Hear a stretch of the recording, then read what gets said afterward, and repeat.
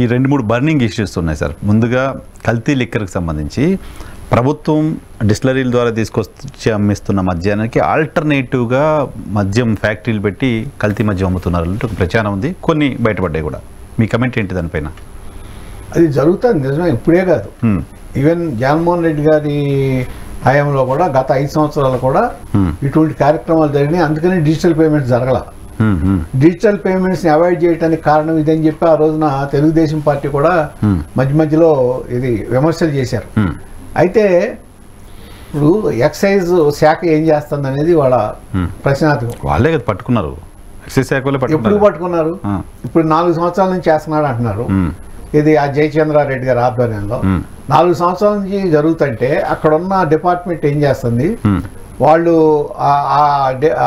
తర్వాత task force ఏం చేస్తుంది, ఎక్సైజ్ టాస్క్ ఫోర్స్, వీళ్ళందరూ ఏం చేస్తున్నారు? ఇప్పుడు వరకు దొరకపోవడానికి కారణం ఏంటి? మొత్తం ఎపిసోడ్ ఎంత దొరికితే ఒక సిఐని ట్రాన్స్ఫర్ అటాచ్ చేసి వదిలేశారు. అది కూడా తీసుకెళ్లి హెడ్ ఆఫీస్ కి హ్యాండ్ ఓవర్ చేశారు, అంతే. అటాచ్ చేశారు, ఏం చర్యలు జరగల. కానీ ఇది జరిగిన దానికి ఎవరు బాధ్యులు చేయాలనేది ఇప్పుడు ఆలోచన కదా. ఇప్పుడు మీకు దాంట్లో జయచంద్రారెడ్డి గారు A1, తర్వాత అక్కడున్న మన ఏవి నాయుడు గారు అయినా సురేంద్ర నాయుడు గారు, తర్వాత రాజు, సరే ఇక మిగిలిన వాళ్ళందరూ తర్వాత వచ్చారనుకోండి. అక్కడ ఒక డిస్టిలరీ టైప్లో మీకు అక్కడ RS తీసుకొచ్చి RSలో మీరు ఆ రెక్టిఫైడ్ స్పిరిట్ని లెక్కర్ కింద మార్చడానికి ఇవన్నీ చేసి ప్రాసెస్ చేసి దాన్ని మళ్ళీ అక్కడ నుంచి తీసుకొచ్చి విజయవాడ దగ్గర ఉన్న ఇబ్రహీంపట్నంలో బాటిలింగ్ చేస్తున్నారంటే అసలు ఈ ట్రాన్స్పోర్టేషన్ ఎలా జరిగింది నాకు చెప్పండి. ఎన్ని చెక్ పోస్టులు దాటుకొని రావాలి? ఎన్ని చెక్ పోస్టులు? ఆల్మోస్ట్ బార్డర్ నుంచి, ఇది ఆంధ్రప్రదేశ్ బార్డర్ నుంచి ఆంధ్రప్రదేశ్ మధ్యలో ఉన్న విజయవాడ ఇది ఇబ్రహీంపట్నం వరకు అది ఇది ఇల్లిసిట్ లెక్కర్ ట్రాన్స్పోర్ట్ అయిందంటే, అక్కడ నుంచి ఇక్కడ బాటిలింగ్ అయిందంటే ఎట్లా జరిగింది? అసలు ఏ విధంగా సాధ్యమైంది? ఎట్లా సాధ్యమవుతుంది? కేవలం అధికారులు అనుకుంటే సాధ్యమవుతా? అధికారులు అనుకుంటేనే సాధ్యం కాదు, రాజకీయ నాయకులు కూడా అనుకుంటేనే సాధ్యం. వెనకమాల పెద్ద తలకాయలు ఉంటేనే సాధ్యమవుతుంది. ఎవరు ఆ విధంగా చేయగలిగారు? ఎవరు దాన్ని దానికి కింగ్ పిన్స్ ఎవరు? ఒక్క కింగ్ పిన్ అని చెప్పి ఒక జయచంద్రారెడ్డి అంటే కుదరదు, చాలా మంది ఉండారు అతనితో పాటు. ఇప్పుడు జయచంద్రారెడ్డి అనే వ్యక్తి మన పెద్దిరెడ్డి రామచంద్రారెడ్డి గారి బినామీ అని చెప్పి గతం నుంచి తెలుసు. 2023లో తెలుగుదేశం పార్టీలో సీటు కోసం అప్లై చేసి సీటు కోసం ఇచ్చేటప్పుడు అక్కడున్న తెలుగుదేశం పార్టీ వాళ్ళందరూ గగ్గోలు పెట్టారు. ఇతను ఈ పార్టీ లేదు, పార్టీలో ఎప్పుడు తిరగలేదు, పార్టీకి సంబంధం లేదు, ఈయన పెద్దిరెడ్డి గారి బినామీ వ్యక్తి, పార్టీ అంతా అలకల్లోలం అయిపోతుందంటే అప్పటి వరకు తెలుగుదేశం పార్టీని బుధానేసుకుని మోసిన ఆయన శంకర్ యాదవ్ని వదిలేసి ఇతనికి ఇచ్చారు సీటు. ఇచ్చినప్పుడే అన్నారు చాలామంది. తర్వాత ఎన్నికలు వచ్చేటప్పటికి పెద్దిరెడ్డి రామచంద్రారెడ్డి గారి బ్రదరు ద్వారకానాథ్ రెడ్డి గారి మీద ఈయన పోటీ చేస్తా ఆల్మోస్ట్ నామినేషన్ వేసిన తర్వాత ఇంట్లో పడుకున్నాడు. ఎలక్షన్ ముందు కూడా అసలు ఏమీ జరగకుండా, కనీసం ఏజెంట్లు కూడా పెట్టకుండా, ఇది పోలింగ్ ఏజెంట్లు కూడా పెట్టకుండా నిర్లక్ష్యంగా ఉన్నాడని చెప్పి అక్కడున్న తెలుగుదేశం పార్టీ వాళ్ళందరూ చంద్రబాబు నాయుడు గారికి ఫిర్యాదు చేస్తే అయిపోయింది, ఇప్పుడు చేసేది ఏం లేదు, మీరు జాగ్రత్తగా చేయండి అనే పరిస్థితిలో కూడా, అటువంటి ఘోరమైన పరిస్థితిలో కూడా 10,000తోనే గెలిచాడు ఆయన. అటువంటి వ్యక్తిని ఆ తర్వాత అసలు ఇప్పుడు దాకా ఎందుకు ఇన్ఛార్జి కంటిన్యూ చేశారనేది పెద్ద, అసలు దాన్ని ఏ విధంగా కంటిన్యూ చేస్తారు? ఎవరు ఇన్ఫ్లుయెన్స్ చేస్తున్నారు? తెలుగుదేశం పార్టీ ఎలా ఇన్ఫ్లుయెన్స్ అవుతుంది? ఏంటి నిర్లక్ష్యం?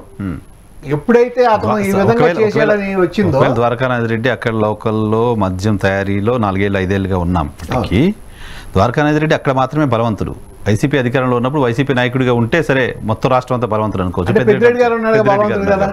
ఇప్పుడు ఆయన వెనక ఉన్న పెద్దిరెడ్డి ఎవరు? తెలుగుదేశం పార్టీలో ఏ పెద్దిరెడ్డి ఆయన కాపాడాడు అక్కడ నుంచి విజయవాడ దాకా లెక్కర్ రావడానికి? అది ఎవరు? అసలు ఎందుకు జరిగింది? ఈ వ్యక్తిని మళ్ళీ ఇప్పుడు దాకా ఎందుకు ఉంచారు? తెలుగుదేశం పార్టీ అక్కడ నియోజకవర్గ ఇన్ఛార్జిగా ఎందుకు ఉంచారు? తెలుగుదేశం పార్టీ వాళ్ళు కూడా గగ్గోలు పెట్టి ఫిర్యాదు చేసిన తర్వాత కూడా ఎందుకు ఉంచారు? ఈ నిర్లక్ష్య ధోరణి వల్లనే ఇటువంటివన్నీ జరుగుతున్నాయి. ఇవాళ దాని మొత్తం ఆ పాపం మొత్తం తెలుగుదేశం పార్టీ మీద పడింది. పాపం కాదుగా, ఇప్పుడు అక్కడ మీరు చెప్తున్న ప్రకారం అక్కడ నుంచి ఇక్కడ దాకా ట్రాన్స్పోర్ట్ జరిగిందంటే ఈ ట్రాన్స్పోర్ట్ జరగడం కింగ్ పిన్ ఎవరో ఉన్నారు కదా, ఎవరో ఉండాలి. ఎవరు ప్రభుత్వంలో ఉన్న లేదు, పెద్దిరెడ్డి రామచంద్రారెడ్డి గారు ఇంకా ఇప్పుడు కూడా ఆయన ఇన్ఫ్లుయెన్స్ చేస్తున్నారు. తెలుగుదేశం పార్టీ కూటమి సర్కారు మరీ అంత చేతగాని సర్కారుగా అయిపోయిందా సార్? అంటే ఇక్కడ ఒకటి, తన బినామీకి సీట్లు ఇప్పించుకోగలిగిన తెలివిగలాడు కదా ఆయన. సో చంద్రబాబు నాయుడు కంటే పెద్దిరెడ్డి రామచంద్రారెడ్డి చంద్రబాబు ప్రభుత్వంలో కూడా ఇన్ఫ్లుయెన్స్ చేసే అంత పవర్ఫుల్ మనిషి. ఇన్ఫ్లుయెన్స్ కాదు, మోసం చేయగలిగినంత. ప్రభుత్వాన్ని మోసం ఏముంది, ఇద్దరు అపోజిట్. ప్రభుత్వం లేదు కదా, ఇప్పుడు ఉంది. ఇప్పుడు ఏం చేస్తున్నారు దీన్ని? అదే ఇప్పుడు దీన్ని ఇప్పుడు వరకు ఎందుకు ఆపారు? ఎవరు ఆపారు? అక్కడ ఆపితే అక్కడ లోకల్ గా ఏ ఎమ్మెల్యేలతో సంబంధం ఉంది, లోకల్ గా ఎవరు సంబంధం ఉన్నారు, లోకల్ గా ఏ మినిస్టర్స్ తో ఎవరో ఒకళ్ళు అక్కడ వాళ్ళ వెన్నుక అయింది. ఇప్పుడు వరకు జరగదు. అక్కడ జరిగితే అక్కడ ఎమ్మెల్యే, అక్కడ మంత్రులు ఓకే. అక్కడ నుంచి విజయవాడ దాకా వస్తే మధ్యలో దాకా వచ్చి విజయవాడలో జరుగుతా ఈ ఇబ్రహీంపట్నం దగ్గర దొంగలెక్కర్ని అమ్మి అదో పెద్ద గోడౌన్, ఇక్కడ పెద్ద బాట్లింగ్ యూనిట్, దానికి మళ్ళీ హాలోగ్రామ్స్, సీల్స్ అన్నీ ఏది కొత్తగా ఏది ఒక ఫ్యాక్టరీ పెట్టినట్టు పెట్టేస్తే అసలు ఇంతకాలం ఎందుకు దొరకలా వాళ్ళు? అదే ఇప్పుడు దాని మీద తెలుగుదేశం పార్టీ పైన విమర్శ ఏంటంటే, అది ఏదో ఒక జిల్లా మంత్రి అనుకుంటే ఆ జిల్లా వరకు ఇన్ఫ్లుయెన్స్ చేస్తారు అనుకుందాం. ఇన్ని జిల్లాలు దాటి వస్తుందంటే పార్టీకి సంబంధించిన కేంద్ర నాయకత్వానికో ఇంకెవరో పెద్దలకు సంబంధాలు అది రాంగ్.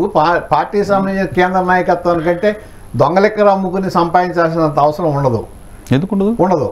ఎందుకంటే ఇప్పుడు దీంట్లో కూడా ఇప్పుడు నాకు కూడా ఒక అనుమానం ఏమొస్తుందంటే, జగన్మోహన్ రెడ్డి గారు ఇంతకుముందు లిక్కర్ స్కామ్ వీటిలో బయటపడినా దీంట్లో కూడా ఎంతవరకు ఈ విధంగా పక్కదారి పట్టిందో ఆయనకు కూడా తెలియకుండా ఎక్కడెక్కడ లోకల్ లీడర్స్, ఈ రామచంద్రారెడ్డి గారి బినామీ లాంటి ఈ జయచంద్రారెడ్డి లాంటి వాళ్ళు ఎంతమంది జయచంద్రారెడ్డిలు ఉన్నారో ఆయన టైంలో కూడా ఎక్కడెక్కడ ఇటువంటి ఈ విధంగా జరిగిందో అది కూడా ఇప్పుడు అది కూడా ఆలోచించాల్సిన విషయమే. ఇవాళ ఒక్క రోజుతో జరిగింది కాదు, ఇది చాలా భారీ స్థాయిలో జరిగింది. 4 సంవత్సరాల నుంచి జరుగుతుంది అంటున్నారు. 4 సంవత్సరాల నుంచి జరుగుతున్న లిక్కరు స్కామ్ ఎట్టా కంటిన్యూ అవుతుంది.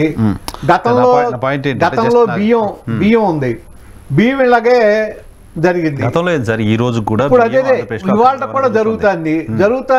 దాంట్లో ఎంతమంది ఎమ్మెల్యేల హస్తం ఉంది, వాళ్ళ మీద మీరు ఎందుకు గట్టిగా చర్యలు తీసుకుంటారు?